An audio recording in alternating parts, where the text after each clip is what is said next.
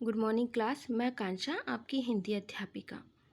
आज मैं आपको आपकी हिंदी पाठ्य पुस्तक रंगोली कक्षा 3 का पाठ 9 सच्चा पारखी बताने जा रही हूँ। कौन होता है सच्चा पारखी? हम उसे कैसे पहचान सकते हैं? जो इंसान अपनी समझदारी से दूसरों की समस्याओं को भी सुलझा दे, उसे हम सच्चा पारखी कह सकते हैं। या वह व्यक्ति जो सही समय पर सही निर्णय ले, वह भी क्या है? सच्चा पारखी। अपनी बात, व्यक्ति को अच्छे और बुरे की पहचान होनी चाहिए। अपने आसपास के लोगों के गुणों को परखकर उनसे संबंध बनाना हमेशा हितकारी होता है। गुणों की कद्र करना समझदारी की निशानी है। तो चलिए, ऐसे ही एक व्यक्ति की कहानी मैं आपको सुनाती हूँ, जो ना सिर्फ सच्चा पारखी है बल्कि बहुत ही समझदार है। सच्चा पारखी। एक रोज सुबह सुबह राजा वीरभद्र आखेट के लिए निकले। महल लौटने को हुए तो वे बहुत ही थके, भूखे और प्यासे थे। तभी सड़क के किनारे उन्हें तरबूजों का खेत दिखाई दिया। उन्होंने अपने सेवकों को कुछ बढ़िया तरबूज लाने का आदेश दिया। उसी समय राजा को किसी की हंसी सुनाई दी। सबने उस तरफ देखा तो एक अधेड़ नेत्रहीन आदमी खड़ा था। राजा ने पूछा, क्यों जी, तुम हंसते क्यों हो? आपने बढ़िया तरबूज लाने का आदेश दिया है। अंधा व्यक्ति बोला, पर यहाँ तो तरबूज है ही नहीं, इसलिए मुझे हंसी आ गई। तुम तो अंधे हो, तुम्हें कैसे पता कि खेत में तरबूज है या नहीं? महाराज, हर बात जानने के लिए आंखों की जरूरत नहीं होती। तरबूजों का मौसम बीत चुका है। सारे अच्छे अच्छे फल तो तोड़े ही जा चुके हैं। जो रह गए हैं वे बेकार और सड़े गले ही होंगे। राजा उसकी दूरंदेशी से प्रभावित होकर उसे अपने साथ राजधानी ले आए। उसे रहने के लिए एक कुटिया दे दी गई और खाने के लिए 2 मटके चावल भी दिए जाने लगे। अंधे आदमी का नाम था संजय। एक दिन एक जौहरी महल में बहुत सारे मूल्यवान रत्न और मोती लेकर आया। दरबारियों ने राजा को हीरे खरीदने की सलाह दी। सभी ने हीरों की प्रशंसा की। जौहरी समझ गया कि किसी को भी असली हीरों की पहचान नहीं। जौहरी ने एक हाथ में असली हीरा और दूसरे में उसी की नकल उठाकर कहा, असली हीरा 1 लाख रुपए का है और दूसरा महज कांच का टुकड़ा। आप सब में जो स्वयं को सबसे ज्यादा बुद्धिमान समझता हो वह असली हीरा चुन ले, लेकिन एक शर्त है, यदि उसने नकली हीरे को असली समझकर चुन लिया तो उसे असली की कीमत देनी पड़ेगी। जौहरी की बात सुनकर सभा में एकदम सन्नाटा छा गया।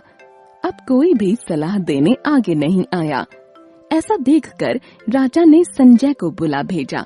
सभी के होठों पर मंद मंद मुस्कान थी। संजय, वह अंधा, वह क्या असली और नकली में भेद बताएगा? संजय ने जौहरी से दोनों पत्थर उसकी दोनों हथेलियों पर रखने के लिए कहा। कुछ देर के लिए संजय ने अपने हाथ धूप में रखे।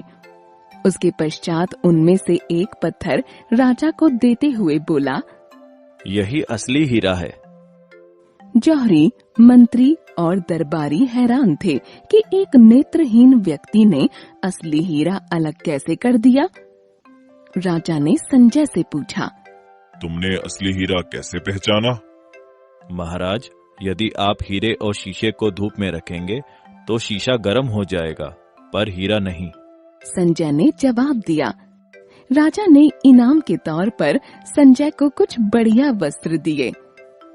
एक सुबह दरबार में 2 भाइयों के बीच जायदाद के झगड़े का मुकदमा आया।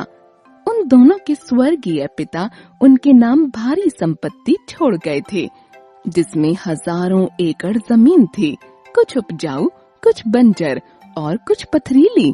लेकिन जो झीलें, जंगल और नदियां बीच में पड़ते थे, उनकी वजह से जमीन जायदाद का ठीक ठीक बंटवारा मुश्किल हो रहा था।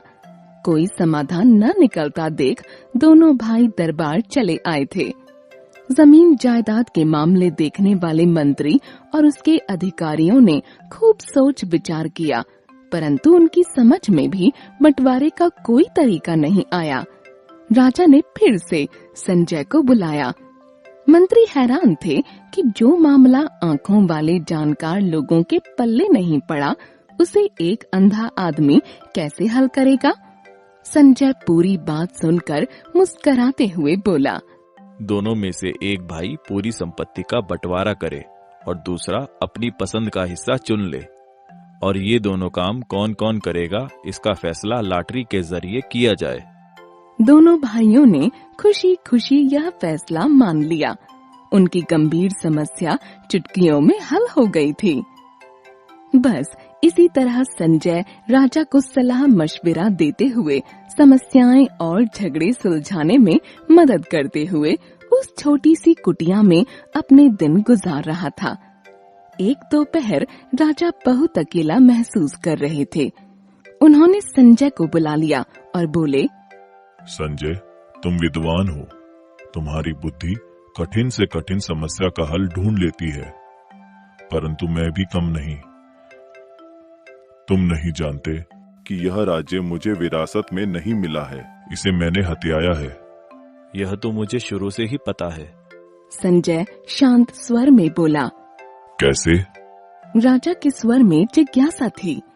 जो व्यक्ति राज परिवार में पैदा हुआ हो, वह एक ऐसे आदमी को जो जटिल से जटिल समस्याएं हल करने में उसकी सहायता करता आया हो, मात्र 3 वक्त की रोटी देकर राज्य के बाहर किसी झोपड़ी में तो नहीं रखेगा।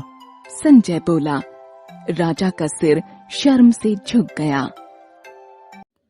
शब्दार्थ: आखेट, शिकार, दूरंदेशी, दूरदर्शिता, जोहरी, बहुमूल्य रत्न, परखने एवं बेचने वाला व्यापारी, मंद मंद, धीरे धीरे, बंजर, जिसमें कुछ ना उगे, मतलब ऐसी धरती जिसमें कुछ ना उगाया जा सके, विरासत, उत्तराधिकार में मिला धन, जिज्ञासा, जानने की इच्छा, सेवक, नौकर, कुटिया, झोपड़ी, मूल्यवान, कीमती, भेद, अंतर, समाधान, संकट को दूर करना या किसी समस्या को सुलझाना, हथियाया, कब्जा करना, किसी से छीन लेना, जटिल, कठिन। अब सही पर सही के निशान लगाइए। महल वापस आते हुए राजा को किसका खेत दिखाई दिया? तरबूज का। ख, राजा संजय को अपने साथ महल में क्यों लाए? क्योंकि वह दूरदर्शी था, मतलब दूर तक की सोचने वाला था। राजा ने संजय को क्या क्या दिया? राजा ने संजय को 3 वक्त की रोटी तथा झोपड़ी दी। धन्यवाद।